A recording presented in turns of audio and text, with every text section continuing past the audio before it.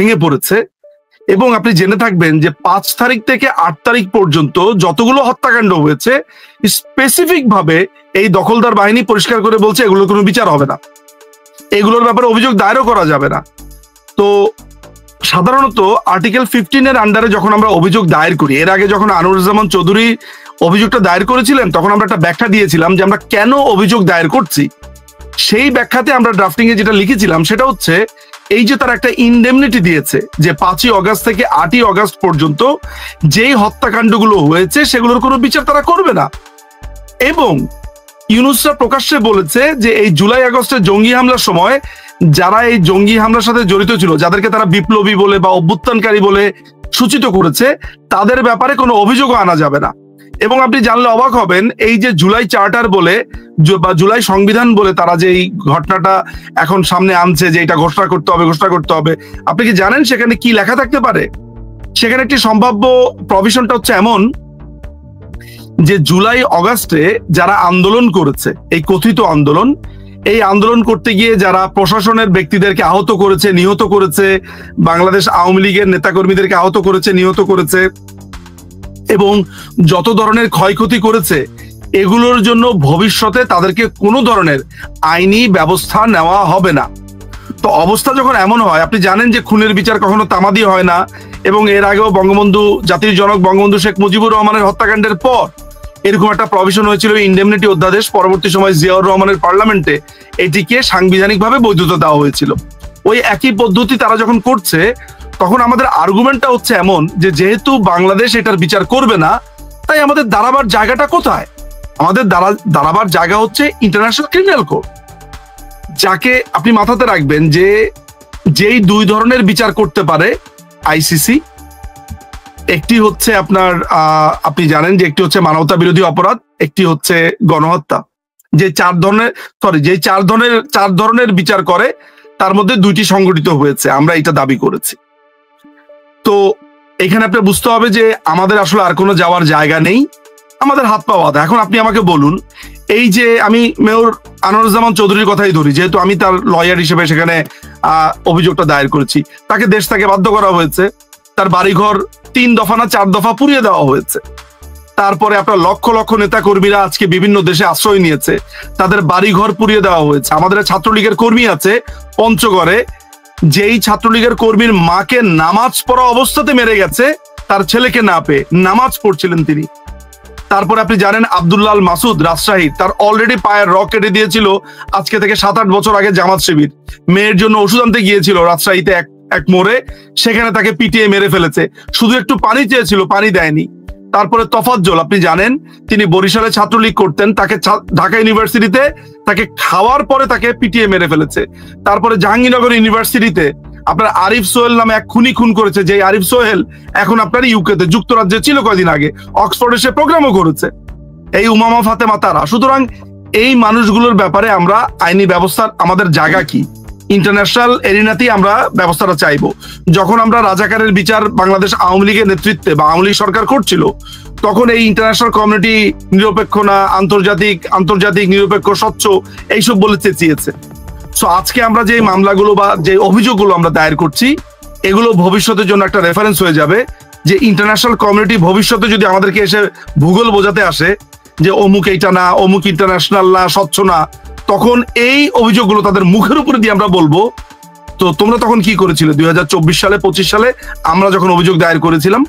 So এগুলো আমাদের জন্য একটা বড় ধরনের এভিডেন্স। যে দেখা করলেন, আপনি লক্ষ্য করবেন গত কয়েক মাস থেকে, 9-10 মাস থেকেই জনাব ইউনূস সাহেব বিএনপিকে কোনো পাত্তাই দিচ্ছিলেন না কোনো কাজে। উনি মূলত এনসিপি এবং জামাতের কথা মতো চলছিলেন, তাদেরকে প্রাধান্য দিচ্ছিলেন। পক্ষান্তরে বিএনপি ডক্টর খলিলুর রহমানকে সহ আরো 3 জন উপদেষ্টার পদত্যাগ চাচ্ছিলেন। কিন্তু লক্ষ্য করলাম আমরা যে এই খলিলুর রহমানের অভ্যর্থনায় যে তারেক রহমান সাহেব ভিতরে ঢুকে ইউনূস সাহেবের সাথে কথা বললেন। এখানে আসলে এই যে 2 জন তাদের অবস্থান থেকে ফিরে আসলেন, কে পরাজয় বরণ করলেন কিনা, বা কে তার নিজের অবস্থান থেকে ফিরে আসলেন, বা অথবা তারা নিজেরা নিজের অবস্থানে আছেন কিনা, আপনার কি মনে হয়? এটার ব্যাখ্যাটা কি আপনার কাছে? আমি প্রথমেই আপনাকে এর আগেও আমি প্রথম দফাতে আমি আপনাকে একটা কথা পরিষ্কার বলেছি যে একজন হচ্ছে দখলদার বাহিনী, অর্থাৎ ইলিগালি আপনার বাহিনীর প্রধান, বাংলাদেশকে দখল করে একটা জঙ্গি হামলার মাধ্যমে যে টোকাইদের মাধ্যমে দখল করেছে তার প্রধান, ফলে তার কোনো লিগ্যাল এন্টিটিকে আমি অস্বীকার করি, কমপ্লিটলি তাকে ডিনাই করি। এবং আমার সাথে সাথে আপনার ব্রিটেনের প্রধানমন্ত্রীও তাকে ডিনাই করেছেন, তার সাথে দেখাই করেননি, কারণ তার কোনো লিগ্যাল এন্টিটি নেই তো, নাম্বার ওয়ান।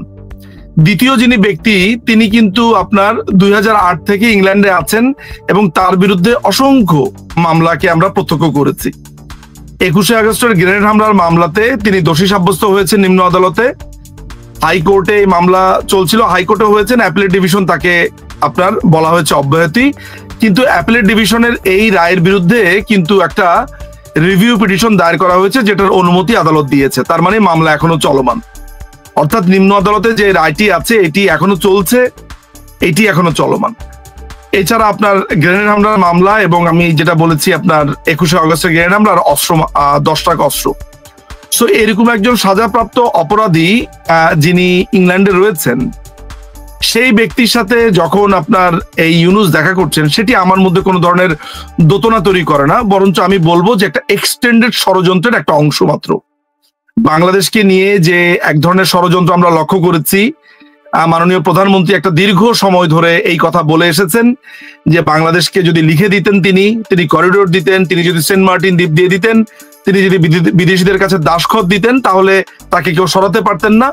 আমি মনে করি যে পশ্চিমাদের যেই পুতুল সরকার, এই হচ্ছে ইউনুসেরই আরেকটি এক্সটেন্ডেড কর্মকাণ্ডের একটি অংশ হচ্ছে তারেক রহমানের সাথে আপনার এই বৈঠক। আমি যদি তর্কের খাতিরে ধরে নেই, আমি যেই কথাগুলো এখন বললাম এগুলোকে যদি আমি ধরেন ইগনোর করে আমি শুধুমাত্র এই মিটিংটার দিকে আমি ফোকাস করি, আপনার কি মনে হয় এই মিটিংটা ঠিক কোন এজেন্ডা বেসে হয়েছে?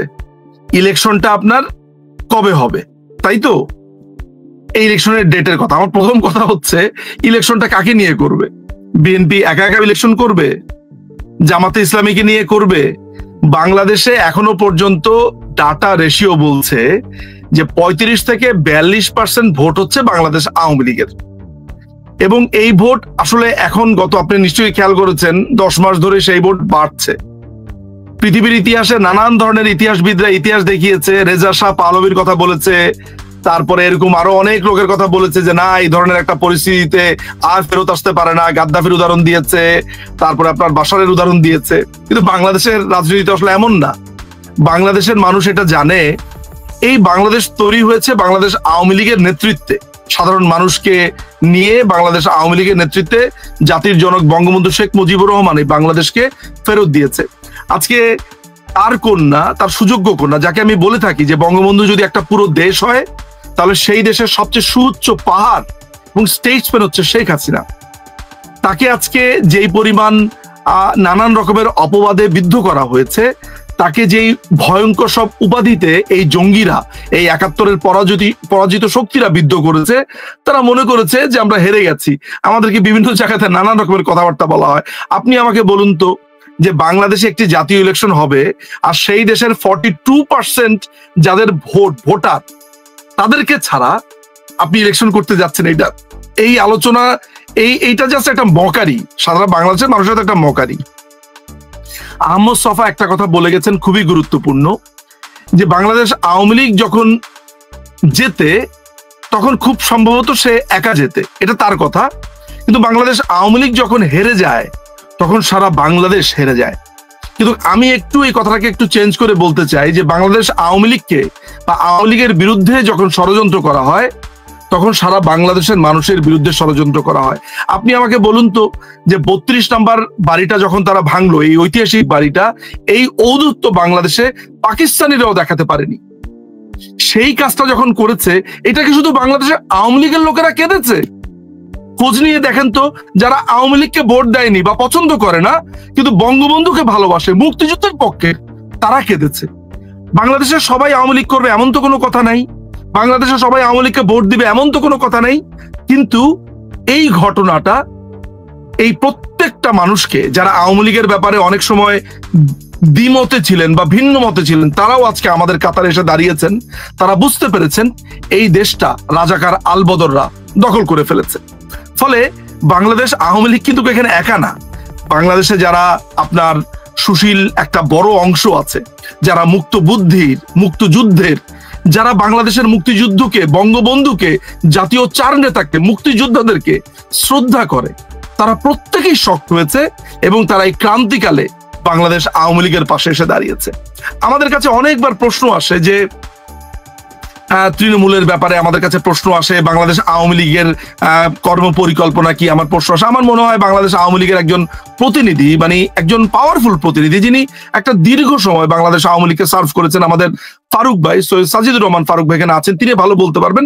তবে ব্যক্তিগতভাবে আমি যেই কথাটা পরিষ্কারভাবে বলতে পারি যে বাংলাদেশ আওয়ামী লীগ, এই যে বলা হচ্ছে বাংলাদেশ আওয়ামী লীগ হারিয়ে গেছে, বিলুপ্ত হয়ে গেছে, এগুলো শুধু হাসির খোরাকি মাত্র। বাংলাদেশ আওয়ামী লীগ তো আসলে একটা দল না, বাংলাদেশ আওয়ামী লীগ একটা কনসেপ্টের নাম, এটা একটা ধারণার নাম, এটা একটা অনুভূতির নাম।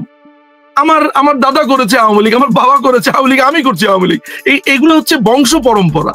মানে বাংলাদেশ আওয়ামী লীগ কিন্তু এমন না যে বাংলাদেশ আওয়ামী লীগ আপনার এখন মন চাইলো, বাংলাদেশ আওয়ামী লীগ যারা করে তারা বাংলাদেশ আওয়ামী লীগ করেন, তারা এককভাবে বাংলাদেশের মুক্ত বুদ্ধি, মুক্ত চিন্তা, মুক্তিযুদ্ধ, এগুলো সবকিছুকে একসাথে রিপ্রেজেন্ট করেন। ফলে আমি যে কথাটা বলতে চাই যে এই যুদ্ধটা কিন্তু আসলে শুধু আওয়ামী লীগের সাথে না। এই যে বারবার প্রশ্ন করছেন যে আওয়ামী লীগ কি করবে, কি করতে পারে, এই প্রশ্নটা শুধু বাংলাদেশ আওয়ামী লীগকে আপনি করবেন না, এই প্রশ্নটা আপনি একটা সাধারণ মানুষকে করবেন যিনি মুক্তিযুদ্ধের প্রতি শ্রদ্ধাশীল, মুক্তিযোদ্ধাদের প্রতি শ্রদ্ধাশীল, তারাই বা কি করবে। ফলে আমাদের একটা পরিকল্পনা তো নিশ্চয়ই আছে। আমাদের প্রিয় নেত্রী বাংলাদেশের মাননীয় প্রধানমন্ত্রী শেখ হাসিনা, তিনি বেঁচে আছেন, তিনি সুস্থ আছেন। আমাদের কাছে এর থেকে পরম আনন্দের আর এর থেকে বড় সাহসের আর অন্য কিছুই হতে পারে না। এবং আপনি দেখবেন যে যেই যুদ্ধে আমরা নেমেছি, এটাই বাংলাদেশকে মুক্ত করবার শেষ যুদ্ধ, এবং এই যুদ্ধের মধ্য দিয়ে এই ৭১-এর পরাজিতর যেই শেষ অংশটুকু আছে, এই অংশটুকু নির্মূল হবে। আমি কিন্তু শব্দটা ব্যবহার করেছি নির্মূল, এর আগেও কিন্তু আমি আপনার একটা প্রোগ্রামে পরিষ্কার করে বলেছি নির্মূল শব্দটা। যারা ৭১-এর পরাজিত শক্তি, বাংলাদেশ আওয়ামী লীগ, বাংলাদেশের সাধারণ মানুষের নেতৃত্বে এদেরকে নির্মূল করবে। বাংলাদেশ আওয়ামী লীগ একটা মাল্টি ক্লাস পার্টি, এখানে মেহনতি মানুষ আছে, এখানে প্রান্তিক লেভেলের শ্রমিকরা আছে, এখানে আপনি একজন রিকশাওয়ালাকে জিজ্ঞেস করুন, একজন মুটে মজুর, একজন কামার কুমার তাঁতি, মৎস্যজীবী, যিনি রাস্তাতে ভিক্ষা করেন, যিনি রিকশা চালান, যিনি একজন সাধারণ শ্রমিক, এই শ্রমিকের ঘামটাও আওয়ামী লীগ। এই ঘামও এখন বলছে আওয়ামী লীগের কথা, তারা আওয়ামী লীগকে চান। সুতরাং বাংলাদেশ আওয়ামী লীগ এমন একটা প্ল্যাটফর্ম, যে প্ল্যাটফর্ম ৭১ সালে মুক্তি দিয়েছে ওই হানাদারদের কাছ থেকে, এবারও মুক্তি দেবে। এটাই হচ্ছে আমার সাবমিশন। আচ্ছা, ধন্যবাদ ফারুক ভাই। আমি আবার আপনার কাছে যাব। নিজুম মজুমদার যেটা বলছিলেন যে বাংলাদেশের সাধারণ মানুষ এখন আওয়ামী লীগকে চাচ্ছে, ফেরত যেতে চাচ্ছে। আমি গতকালকে ভারতের একজন সাংবাদিকের একটা বক্তব্য শুনলাম। তিনি সম্ভবত আপনাদের জেনারেল সেক্রেটারি একজন ওবায়দুল কাদের সাক্ষাৎকার নিতে বলছিলেন যে বাংলাদেশে এখন যে পরিস্থিতি, তাতে দেখা যাচ্ছে যে এখন একটি পাকা ফসল সারা বাংলাদেশে আওয়ামী লীগের পক্ষে ছড়িয়ে ছিটিয়ে আছে, কিন্তু সে ফসল উত্তোলন করার মতো এখন লোক নেই।